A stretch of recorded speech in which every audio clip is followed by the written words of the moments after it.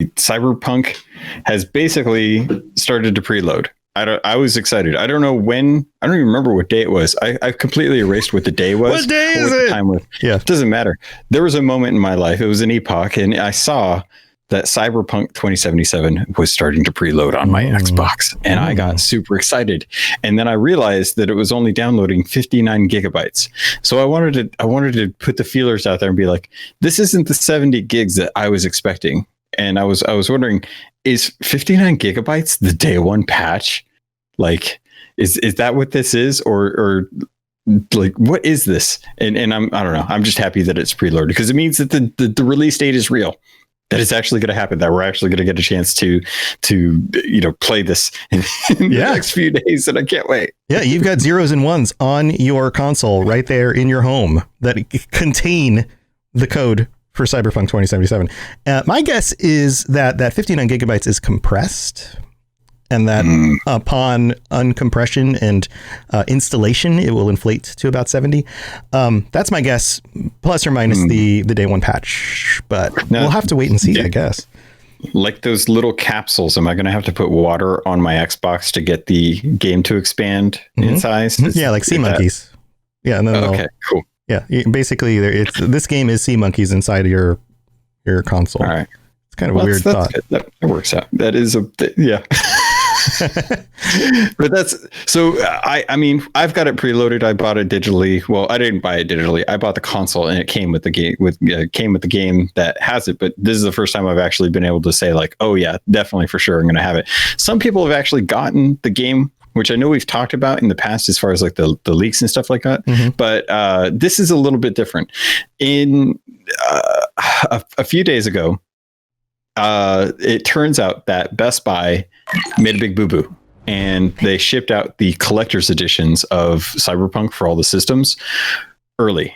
And people now have them. So, I forgot how big the statue was. This box is huge. It looks like one of the display boxes that you'd actually see in one of the stores. So if you guys haven't gotten a chance to check this out, there are huge boxes now out in the wild that have the statue, that have the art book, that have the patches and the vinyls and the actual game itself. And people have been posting photos of what's inside the box, and maybe not a good thing to do right now. Maybe that's actually a really bad thing to do right now, because turns out that while Best Buy was the one that had messed up and actually shipped out these copies early, we found that CDPR is actually asking people to take down the images or the posts, and they've actually been doing copyright claims on the images themselves. So, Tom, I wanted to talk to you about this, because this is kind of a weird situation.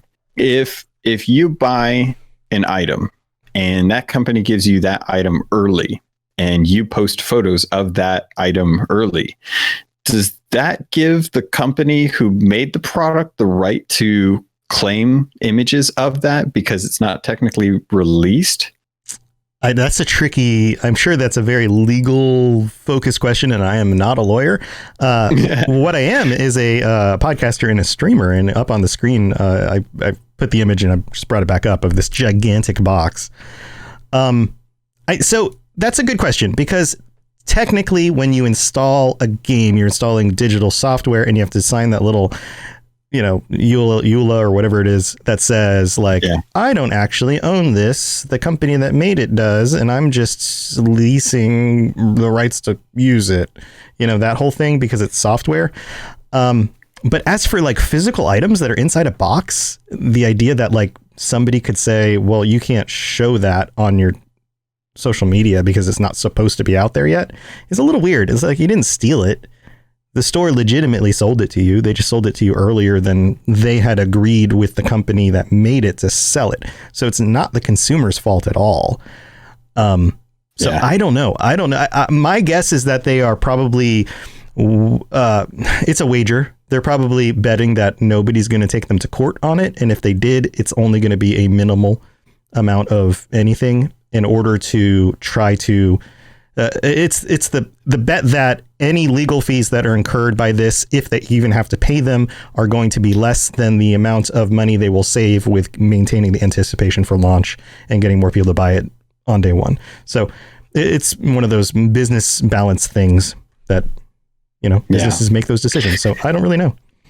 Yeah. It's a tough thing for me to try and struggle with, because anytime I get, look at any YouTube channel that does gaming focuses or any product, they always love doing unboxing photos. That's a huge part of what people love to show. And when it comes to physical products, like, there's not really an agreement to that outside of, handing of currency to acquire the product, even if you don't have to sign the outside of the box before you open it, like that. Yeah. There's not like or even a UPS delivery person who requires a signature before they hand it over, like that. Yeah. It's not that. Yeah. Yeah. As far as I know, when you get the box, Best Buy, they did their own, they screwed up. They shipped it beforehand, but there's no like don't open till Christmas on the top of this box saying, right. Hey, you probably shouldn't. There's an embargo on this box. So I don't know, but that's what led to the next bit of news, which is actually CDPR's response that we've kind of been referring to. So if you haven't been on Twitter or you don't follow Cyberpunk on Twitter, you may not have seen this. You might have seen it if you've gone to Reddit, but CDPR put out a warning, and this is kind of a blanket statement. Now, if you're in media and you get embargoed copies of the game, there's an actual NDA agreement that you sign that says that, hey, you're not going to be streaming this game or showing any parts that are not contractually agreed upon, that you can actually talk about these things. We saw this with the PS5 and the Xbox Series X release. PS5 was heavily restricted. You could only show like certain levels of blah, blah, blah. Moving into this, CDPR actually says we're getting closer and closer to launch, and chances are some of you will get your hands on a copy of Cyberpunk 2077 before release day. However difficult this might be for us to achieve, our ambition is for gamers across the world to have the same spoiler-free experience at the time of the game's release. This is why we kindly ask you not to stream /let's plays or release any similar content before December 9th, 12 p.m. CET or 3 a.m. PST. We will send MaxTac, the guys that take down videos, after everyone who does. After that date, however, we would love it if you'd stream everything like there's no tomorrow, because of course in 2020, who knows if there actually will be a tomorrow. Pleasant thought, but yeah, little scary. Honestly. They have this seems like more like they have the right to do this, because this is like an embargo thing. Like, this isn't actually supposed to be out there. We can shut down your stream. We have more leverage with the streaming platforms than you do, like all of that. And by the way, like, if you ever want to work with them again as a streamer or content creator, probably not a good idea to, piss off game developers and publishers. Not that you can't critique them and those kinds of things, but legitimate, like taking a game and like streaming it early, that's a huge breach. That's different than saying, I really didn't like the gunplay mechanics in the game. Like, you can do that. Like, they're fine with that. In fact, that if you have constructive criticism, that's something they want.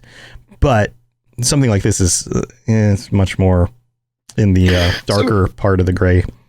For sure. Yeah, this is kind of, and I mean, there could be a whole podcast on the justification of, if you get a copy of the game legitimately, by any means that isn't your fault that you got the game, should that relieve you of any kind of ambiguity of whether or not you can actually stream it or not? Like, I think it's hard to prove anything like that.